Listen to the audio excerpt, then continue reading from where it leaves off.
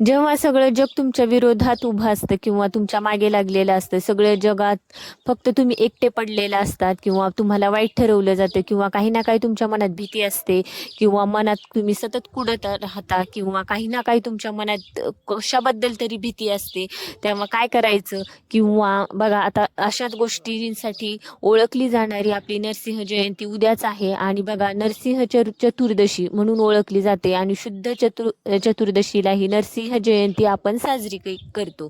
तर बघा, चांगल्याचा वाईटावर विजय आणि प्रकाशाचा अंधारावर विजय म्हणून ओळखली जाणारी ही आपली जयंती आहे. आता या दिवशी पूजा कशी करायची किंवा आपण देवाचं भजन कसं करायचं किंवा आपल्या या दिवशी नेमकं काय करायचं, कोणता मंत्र म्हणायचं, याबद्दल सगळी माहिती आज आपण घेणार आहोत. तर व्हिडिओ शेवटपर्यंत बघा.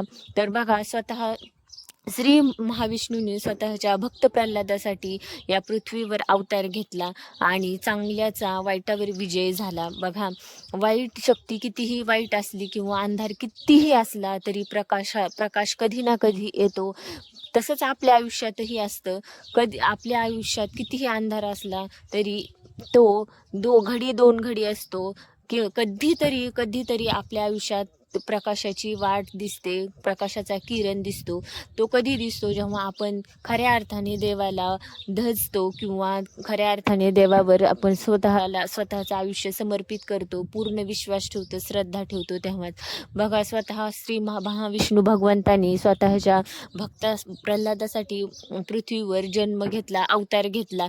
स्वतःच्या पित्याने प्रल्हादाला खूप त्रास दिला. तसंच आपल्या आजूबाजूचे लोकही आपल्याला खूप त्रास देतात, खूप आपल्याला वाईट करतात किंवा आपल्याला एकटं पाडतात किंवा आपल्या विरोधात कधी कधी असतात.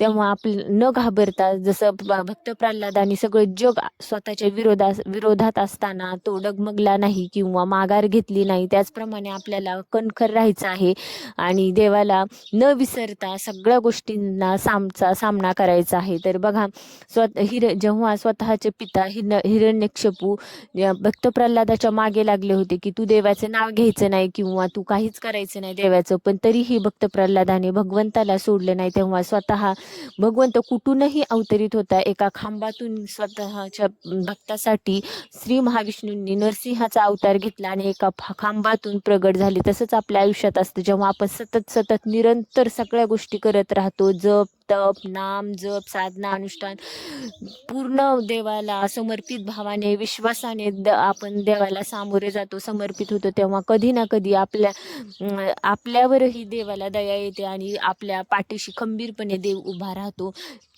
ह्याच गोष्टीची आपल्याला जाणीव करून देणारा हा दिवस आहे. तर या दिवशी आपल्याला पूजा काय करायची असते तर ते सांगते. बघा, आपल्या घरात कोणत्याही प्रकारचा विग्रह नसतो, नरसिंह देवाचा किंवा फोटोही नसतो, तर तुम्ही कोणत्याही विष्णू रूपात जर एखादा फोटो असेल किंवा श्रीकृष्ण बाळकृष्ण असतोच आपल्यात, तर त्या देवाची पूजा करायची आहे.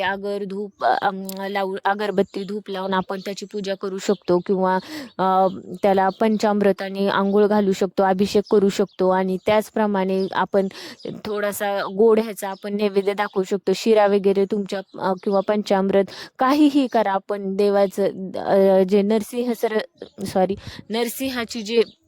नरसिंहाचा जो जयंती आहे उद्या चतुर्दशीच्या दिवशी, तर ते नक्की करा. आणि जो मंत्र मी तुम्हाला सांगणार आहे तो मंत्र नक्की म्हणा, कारण ह्या जो मंत्र तुम्ही साधनेने केला की साधना केली या मंत्राची किंवा अनुष्ठान केले तर ह्याच्यातून सिद्धी सुद्धा प्राप्त होती असे म्हटले जाते. एवढा पॉवरफुल मंत्र आहे हा. उग्रम वीरम महाविष्णुं ज्वलंतं सर्वतोमुखं नरसिंहं भीषणं भद्रं मृत्युं नमाम्यहम. तर बघा, हा मंत्र आहे आणि हा मंत्र तुम्ही 11 वेळेस म्हणू शकता किंवा 21 वेळेस म्हणू शकता आणि जास्तीत जास्त जपण्याचा प्रयत्न करा. या मंत्राने घरातील सगळी जी निगेटिव्हिटी असते किंवा जे आपल्या आतली किंवा घरात कोणाच्याही मनात भीती असेल ती पूर्णपणे दूर होते. बघा, भीतीवर चांगल्याचा विजय हेच या नरसिंह चतुर्दशीची ओळख आहे. आणि या दिवशी आपल्याला सगळ्यात जास्त मंत्र जप करायचा आहे किंवा नाम जप करायचा आहे, होईल तेवढं, आणि सकाळी लवकर उठून होईल तेवढं लवकर स्नान करण्याचा प्रयत्न करा, कारण हे जे त्रयोदशी, चतुर्दशी आणि पौर्णिमा हे 3 दिवस जे आहेत वैशाख महिन्यातील शेवटचे 3 दिवस आहेत आणि वैशाख स्नान संपण्याचा दिवस पौर्णिमा आहे. त्यामुळे या दिवशी लवकर उठून स्नान करा सूर्योदयाच्या आधी आणि मंत्र जपाचा जास्तीत जास्त मंत्र जप करण्याचा प्रयत्न करा. तर तुम्हाला व्हिडिओ कसा वाटला नक्की सांगा. चॅनलला सबस्क्राईब करा. धन्यवाद. श्री स्वामी समर्थ. रामकृष्ण हरी.